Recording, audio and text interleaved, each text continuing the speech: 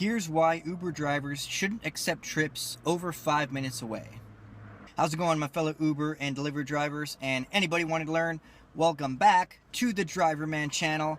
I'm your man Jose, and today we're going to talk about trip acceptance.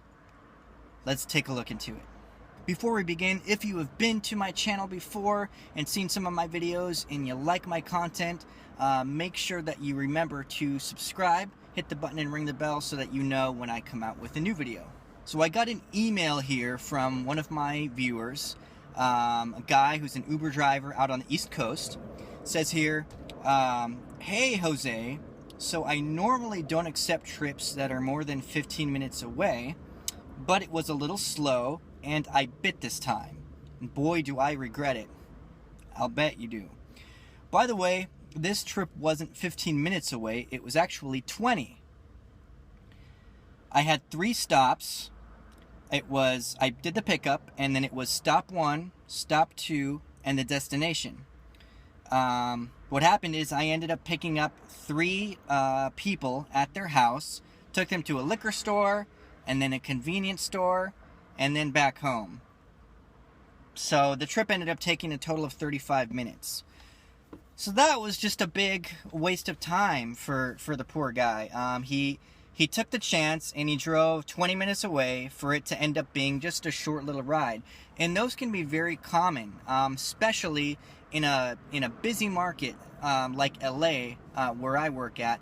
I don't go more than 5 minutes for any trip. I just won't. If it's more than 5, I will not do it because I don't want to take the chance based on past experiences similar to this one, where I'll drive 10 minutes to get to a customer and it turns out they're just going, a few blocks because they're, kind of lazy. They're too lazy to, to walk, which can happen a lot. Now, it is a much busier market. This particular gentleman being in a different market, I don't know. Perhaps in that market, when people take an Uber, it is more likely that they take it when they really need it, possibly, and they don't request Ubers or Lyfts just to go a few blocks. Maybe that's not very common in different kinds of markets where people are a little bit different and they only, use it if they really have to. If it's slow where you're at, I kind of get it. This guy was just kind of like sitting there, you're hanging out. It's slow, you're not getting any pings, you're just kind of like sitting there in your car, la. Yeah, that can get boring. So you're like, oh crap, yeah, it's like freaking 20 minutes away, but hopefully this person isn't wasting my time and they have to go somewhere, a decent distance that will recuperate the miles that I'm eating to get there.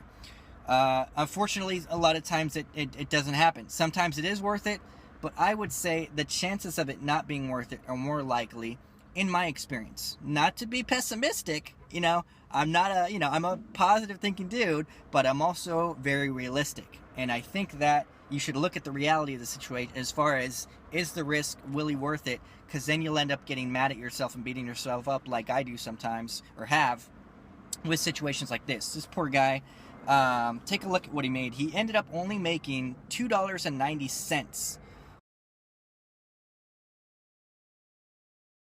on this ride. Look what Uber took. So yeah, take a look at this BS. Uber charges the rider $9.23 for that, and they take a service fee of $3.38. There's some booking fee of $2.50, so they end up taking $5.88 from the fare.